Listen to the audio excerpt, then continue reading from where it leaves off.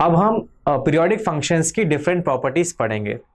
इन properties को हम पढ़ेंगे थ्रू एग्जाम्पल।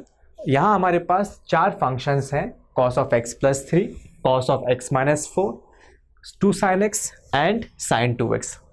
हमें इन फंक्शंस का पीरियड निकालना है। मैं चाहता हूँ कि आप यहाँ वीडियो पॉज करें, इन सारे फंक्शंस का ग्राफ प्लॉट करें एंड थ्रू ग्राफ इन सारे फंक्शंस का पीरियड निकालें। So please pause the video here and find their periods.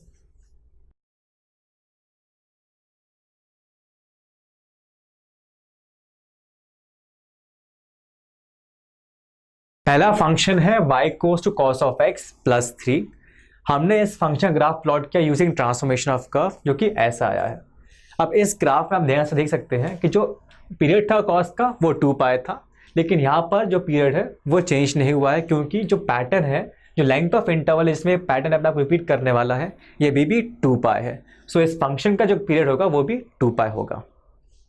Second case में हमने जो इनपुट वेरिएबल है उसको कांस्टेंट के से या पाई बाय 4 से सब्ट्रैक्ट कर दिया, तो जो ग्राफ होगा इस फंक्शन का वो पाई बाय 4 आगे शिफ्ट कर जाएगा।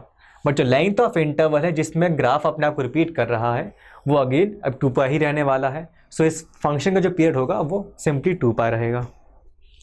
थर्ड केस में यहाँ पर हमने इस फंक्शन को कांस्टेंट से मल्टीप्लाई किया है, तो इस केस में जो ग्राफ होगा वो वर्टिकल डायरेक्शन में स्ट्रेच हो जाएगा, लेकिन जो लेंथ ऑफ इंटरवल है जिसमें ग्राफ अपने आप को रिपीट करने वाला है वो अभी भी 2 पाई ही रहेगा। सो इस फंक्शन का पीरियड भी 2 पाई रहेगा। बट इस आखिरी केस में यहाँ पर हमने फंक्शन के इनपुट वेरिएबल को एक कांस्टेंट से मल्टीप्लाई किया है, तो इससे जो ग्राफ है वो श्रिंक कर जाएगा, तो जो पीरियड है जो इस फंक्शन का होगा वो आधा हो जाएगा। सो पीरियड था sin x का यहाँ पर 2 पाई, बट जो sin ऑफ 2x है इसका पीरियड हो जाएगा simply pi, because after every interval of pi ये जो ग्राफ है अपने आप को रिपीट करेगा। तो इस केस में जो पीरियड है इसका वो है पाई। तो यहाँ से हम कंक्लूड कर सकते हैं कि अगर हम किसी फंक्शन में एक कांस्टेंट ऐड या सब्ट्रैक्ट करें, या किसी फंक्शन के इनपुट वेरिएबल में एक कांस्टेंट ऐड या सब्ट्रैक्ट करें, या हम किसी फंक्शन को एक कांस्टेंट से मल्टीप्लाई करें, तो इन सारे केसेस में कभी भी पीरियड चेंज नहीं होगा। लेकिन अगर हम किसी फंक्शन के इनपुट वेरिएबल को कांस्टेंट से मल्टीप्लाई कर दें तो इस केस में डेफिनेटली पीरियड चेंज होने वाला है। तो यहाँ से हम देखते हैं पीरियड में चेंज कितना आएगा। तो जब इस केस में इनपुट x था तो उसका पीरियड था 2 पाई, जब इनपुट 2x हुआ तो पीरियड हो गया पाई। तो इन जनरल अगर किसी फंक्शन का इनपुट kx हो गया तो उसका पीरियड होगा t by mod k, where k is some constant number. तो ये थी चार properties of periodic functions. I hope you are clear about them.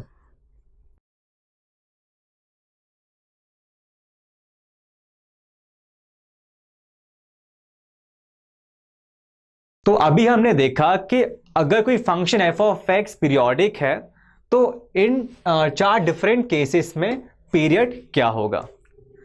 मान लो अगर हमारे पास दो फंक्शंस हैं F of X G of X, जिनका पीरियड है t1 एंड t2।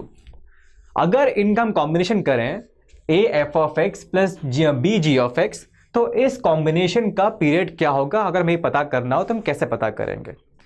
इस कॉन्सेप्ट को समझने के लिए हम एक रियल लाइफ सिचुएशन एनालाइज करते हैं। सिचुएशन में हमारे पास 3 बल्ब्स हैं। पहला बल्ब है रेड, दूसरा बल्ब है ब्लू कलर का और तीसरा बल्ब है ग्रीन कलर का। जो रेड कलर का बल्ब है ये हर एक सेकेंड में ग्लो करता है, जो ब्लू कलर का बल्ब है वो हर एक 2 सेकेंड में ग्लो करता है, और जो ग्रीन कलर का बल्ब है ये हर 3 सेकेंड में ग्लो करता है। अब क्वेश्चन ये है कि तीनों बल्ब साथ में कब ग्लो करेंगे। मैं चाहता हूं कि आप एक छोटा सा एनिमेशन देखें, उस एनिमेशन को ऑब्जर्व करें और ट्राई करें कि इस क्वेश्चन का आंसर क्या होगा कि तीनों बल्ब साथ में कब ग्लो करेंगे। So please watch the animation very carefully.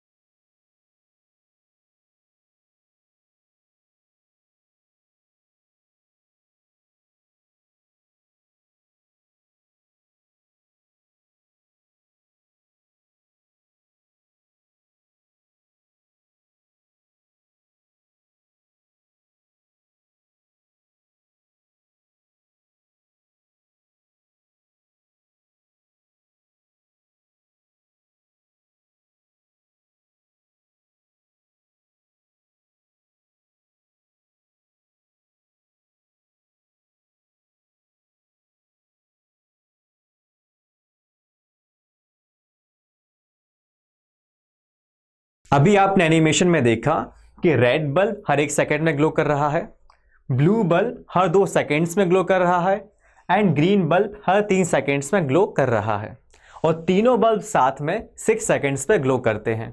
अब ऐसा क्यों हुआ, इसको हम एनालाइज करते हैं। t इक्वल्स टू 1 सेकेंड पे सिर्फ रेड बल्ब ग्लो करेगा, blue and green bulb glow नहीं करेंगे। t इक्वल्स टू 2 सेकेंड्स पे ब्लू बल्ब ग्लो करेगा एक बार, और साथ में रेड बल्ब 2 बार ग्लो कर चुका होगा, लेकिन ग्रीन बल्ब ग्लो नहीं करेगा। इसका मतलब t इक्वल्स टू 2 सेकेंड पे सिर्फ रेड और ब्लू बल्ब साथ में ग्लो करेंगे।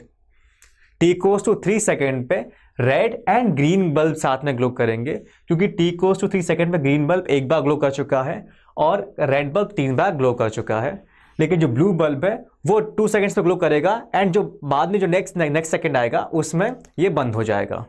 तो सिर्फ red and green bulb glow करते हैं t इक्वल्स टू 3 सेकेंड्स पे। अब अगली बार ग्रीन बल्ब कब ग्लो करेगा, t इक्वल्स टू 6 सेकेंड्स पे। तो 6 सेकेंड्स बाद ये बल्ब सेकेंड टाइम ग्लो कर रहा है। ब्लू बल्ब तब तक 3 बार ग्लो कर चुका है एंड रेड बल्ब तब तक 6 बार ग्लो कर चुका है। तो तीनों बल्ब साथ में 6 सेकेंड्स पे ग्लो कर जाते हैं। तो यहाँ से हम कह सकते हैं कि हमारे पास मान लो 3 फंक्शंस हैं जिनके पीरियड्स हैं t1, t2 एंड t3। तो इनका जो पीरियड आएगा वो आएगा LCM of t1, t2 and t3। यहाँ पर जो 6 सेकेंड्स आया है ये भी 1, 2 और 3 का LCM है। तो इस केस में जब हमारे पास 2 फंक्शंस थे f of x and g of x, जो पीरियोडिक फंक्शंस हैं और इनके पीरियड्स हैं t1 एंड t2, तो इस केस में a times f of X plus b times g of x, इस केस में जो पीरियड होगा वो होगा LCM of t1 and t2। लेकिन ये जो रिजल्ट है ये रिजल्ट हमेशा ट्रू नहीं होता है। कुछ 3 इसमें एक्सेप्शनल केसेस हैं जहाँ पर ये रिजल्ट फेल हो जाता है। अब हम आगे चल के वो 3 एक्सेप्शनल केसेस देखेंगे।